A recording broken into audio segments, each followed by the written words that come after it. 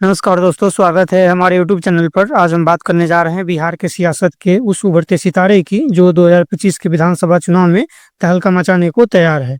जी हाँ, हम बात कर रहे हैं चिराग पासवान की, जो कभी अपने पिता रामविलास पासवान की विरासत को आगे बढ़ाने के लिए जाने जाते थे। आज बिहार की राजनीति में अपनी अलग पहचान बना रहे हैं। सवाल यह है कि क्या चिराग पासवान 2025 के चुनाव में बिहार की सियासत को पूरी तरह बदल देंगे? क्या उनकी बिहार फर्स्ट, बिहारी फर्स्ट की विचारधारा बिहार को नई दिशा देगी? और क्या वो नीतीश कुमार और तेजस्वी यादव जैसे दिग्गजों को पछाड़कर बिहार का अगला बड़ा चेहरा बनेंगे? इस वीडियो में हम आपको बताएंगे कि चिराग पासवान कैसे बिहार की सियासत को नया रंग दे सकते हैं, उनकी रणनीति क्या है, उनकी चुनौतियां क्या है, और वो एनडीए और बिहार के लिए गेम चेंजर कैसे बन सकते हैं। तो चलिए शुरू करते हैं। दोस्तों, चिराग पासवान की कहानी किसी बॉलीवुड फिल्म से कम नहीं है। एक समय था जब लोग उन्हें सिर्फ रामविलास पासवान के बेटे के तौर पर जानते थे, लेकिन 2014 की जमुई लोकसभा सीट से उनकी पहली जीत और 2019 में पार्टी टूटने के बावजूद हार न मानना और 2024 में लोकसभा चुनाव में 5 में से 5 सीटें जीतकर 100% स्ट्राइक रेट हासिल करना, चिराग ने साबित कर दिया कि वो सिर्फ विरासत के वारिस नहीं है बल्कि एक मजबूत नेता है। आज चिराग केंद्र में खाद्य प्रसंस्करण उद्योग मंत्री हैं, लेकिन उनका दिल बिहार के लिए धड़कता है। 8 जून 2025 को आरा में आयोजित नव संकल्प सभा में उन्होंने ऐलान किया कि मैं बिहार के लिए सियासत में आया हूं और बिहार की जनता मुझे बुला रही है। ये बयान कोई साधारण बयान नहीं था, ये एक संकेत था कि चिराग अब बिहार की सियासत में बड़ा दांव खेलने की तैयारी में है। उनकी पार्टी लोक जनशक्ति पार्टी रामविलास इस बार 25 से 40 सीटों पर चुनाव लड़ने की मांग कर रही है। और सबसे चौंकाने वाली बात यह है कि चिराग खुद एक सामान्य सीट से चुनाव लड़ सकते हैं। चिराग का सामान्य सीट से लड़ना उनकी उस महत्वाकांक्षा को दिखाता है कि वो सिर्फ पासवान समुदाय के नेता नहीं बल्कि पूरे बिहार के नेता बनना चाहते हैं। बिहार में पासवान समुदाय की आबादी करीब 5.3% है, जो एक मजबूत वोट बैंक है। लेकिन चिराग की नज़र अब ईबीसी, ओबीसी और स्वर्ण वोटरों पर भी है। उनकी बिहार फर्स्ट, बिहारी फर्स्ट की विचारधारा बिहार के गौरव, युवा, रोजगार और विकास की बातें करती हैं, जो हर वर्ग को जोड़ सकती हैं। चिराग पासवान की रणनीति को समझने के लिए हमें उनके हाल की ही सक्रियता पर नजर डालनी होगी। 2024 के लोकसभा चुनाव में उनकी पार्टी ने एनडीए के लिए शानदार प्रदर्शन किया। अब वो इस कामयाबी को विधानसभा में दोहराना चाहते हैं। उनकी रणनीति के 3 बड़े पहलू हैं।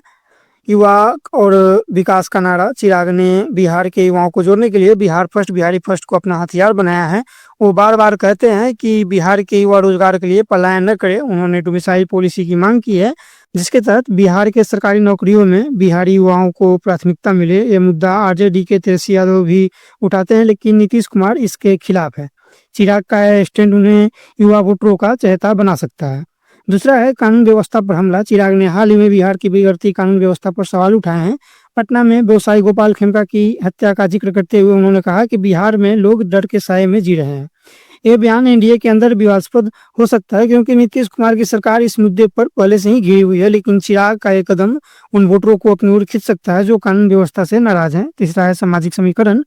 चिराग का पासवान समुदाय में मजबूत आधार है, लेकिन अब वो ईबीसी, ओबीसी और स्वर्ण वोटरों को भी जोड़ना चाहते हैं। 29 जून 2025 को राजगीर में आयोजित बहुजन भीम संकल्प समागम में उन्होंने खुद को बहुजन नेता के तौर पर पेश किया। उन्होंने कहा कि जब तक चिराग पासवान जिंदा है, आरक्षण और संविधान को कोई खतरा नहीं हो सकता है। ये बयान आरजेडी और कांग्रेस के उस दावे को चुनौती देता है जिसमें वो एनडीए पर आरक्षण खत्म करने का आरोप लगाते हैं। चिराग की रणनीति बिहार की सियासत को 2 तरह से बदल सकती है। पहला, वो बिहार के वोटरों को जाति से ऊपर उठाकर विकास, रोजगार और सुरक्षा जैसे मुद्दों की ओर ले जा सकते हैं। दूसरा, उनकी युवा अपील और आक्रामक रुख तेजस्वी यादव को सीधी चुनौती देता है, जिससे बिहार में पहली बार 2 युवा नेताओं के बीच टक्कर देखने को मिल सकती है। चिराग पासवान एनडीए के लिए एक तुरुप का इक्का साबित हो सकते हैं। 2024 में लोकसभा में उनकी पार्टी ने 5 सीटें जीतकर एनडीए की जीत में अहम भूमिका निभाई। अब वो चाहते हैं कि उनकी पार्टी को विधानसभा में 25 से 40 सीटें मिले, लेकिन ये इतना आसान नहीं है। एनडीए में बीजेपी और जेडीयू दोनों करीब 100 सीटों पर लड़ना चाहते हैं और छोटे सहयोगी जैसे जीतन राम मांझी की हम और उपेंद्र कुशवाहा की आरएलएम भी अपनी हिस्सेदारी मांग रहे हैं। 2020 में चिराग ने एनडीए से अलग होकर 135 सीटों पर चुनाव लड़ा था। उनकी पार्टी ने सिर्फ 1 सीटें जीती, लेकिन 5.60% के करीब में वोट शेयर हासिल किया था। जेडीयू को 28 से 34 सीटों का नुकसान पहुंचाया था। उस समय चिराग को वोट कटवा कहा गया था, लेकिन उन्होंने इसे खारिज करते हुए कहा कि मैंने अपनी पार्टी का वोट बैंक मजबूत किया है। 2025 में चिराग एनडीए के साथ हैं और उन्होंने नीतीश कुमार के नेतृत्व को स्वीकार किया है, लेकिन उनके हालिया बयान जैसे मैं ज़्यादा समय केंद्र में नहीं रहना चाहता, एनडीए के अंदर कुछ असहजता पैदा कर रहे हैं। कुछ लोग मानते हैं कि बीजेपी चिराग को नीतीश के विकल्प के तौर पर तैयार कर रही है, खासकर एनडीए की उम्र और स्वास्थ्य को देखते हुए। अगर चिराग की पार्टी 25 से 40 सीटें जीतती हैं तो एनडीए के लिए किंग मेकर बन सकते हैं। उनकी पार्टी का वोट शेयर और सीटें एनडीए को बहुमत दिलाने में निर्णायक हो सकती हैं। कुछ लोग तो ये भी कह रहे हैं कि अगर एनडीए जीतती है तो चिराग को उप मुख्यमंत्री का पद भी मिल सकता है। हालांकि चिराग ने बोला है कि चिराग बिहार के उप मुख्यमंत्री कभी भी नहीं बन सकते हैं। चिराग की मजबूत उपस्थिति एनडीए को पासवान समुदाय और युवा वोटरों का समर्थन दिला सकती है, लेकिन अगर वो ज्यादा आक्रामक हुए तो जेडीयू के साथ तनाव बढ़ सकता है।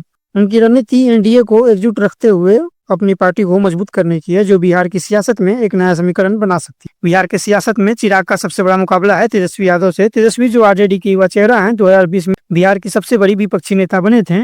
उनका एमवाई वोट बैंक एक मजबूत ताकत है, लेकिन चिराग तेजस्वी को सीधी टक्कर दे सकता है। चिराग और तेजस्वी दोनों ही युवा वोटरों को लुभाने की कोशिश कर रहे हैं। चिराग का बॉलीवुड बैकग्राउंड और उनकी बात करने की कला और सोशल मीडिया पर सक्रियता उन्हें युवाओं में लोकप्रिय बनाती है। उनके बयान जैसे मैं बिहार के लिए जीऊंगा और मरूंगा युवाओं को भावनात्मक रूप से जोड़ते हैं। दूसरी ओर तेजस्वी ने रोजगार और विकास के वादों के साथ युवा वोटरों को अपनी ओर खींचा है, लेकिन चिराग का डोमिसाइल पॉलिसी का मुद्दा और कानूनी व्यवस्था पर हमला तेजस्वी को बैकफुट पर ला सकता है। चिराग ने आरजेडी और कांग्रेस की उस दावे को खारिज किया है जिसमें वो एनडीए पर आरक्षण और संविधान खत्म करने का आरोप लगाते हैं। 6 जुलाई 2025 को उन्होंने कहा कि कांग्रेस ने आपातकाल लगाकर संविधान को खतरे में डाला था, अब वो हमें संविधान की बात सिखाते हैं। ये बयान विपक्ष के नैरेटिव को कमजोर भी करता है। चिराग का तेजस्वी के साथ सीधा मुकाबला बिहार की सियासत को दो युवा नेताओं की जंग में बदल सकता है। अगर चिराग तेजस्वी को युवा और ईबीसी वोट बैंक में सेंधमारी करते हैं तो महागठबंधन कमजोर पड़ सकता है। उनकी आक्रामक रणनीति विपक्ष को अपनी रणनीति बदलने पर मजबूर कर सकती है। 2025 के चुनाव में एक नया खिलाड़ी है प्रशांत किशोर और उनकी जनसुराज पार्टी। प्रशांत का विकास और जाति निरपेक्षता का नारा चिराग की विचारधारा से मिलता जुलता है। कुछ लोग कह रहे हैं कि चिराग और प्रशांत मिलकर एक तीसरा मोर्चा बना सकते हैं।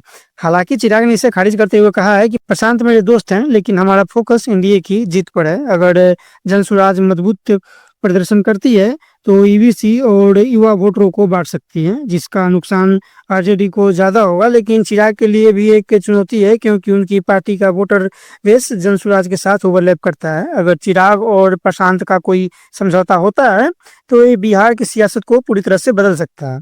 चिराग और जनसुराज की मौजूदगी बिहार में त्रिकोणीय मुकाबले की स्थिति पैदा कर सकती है और ये एनडीए और महागठबंधन दोनों के लिए खतरा है।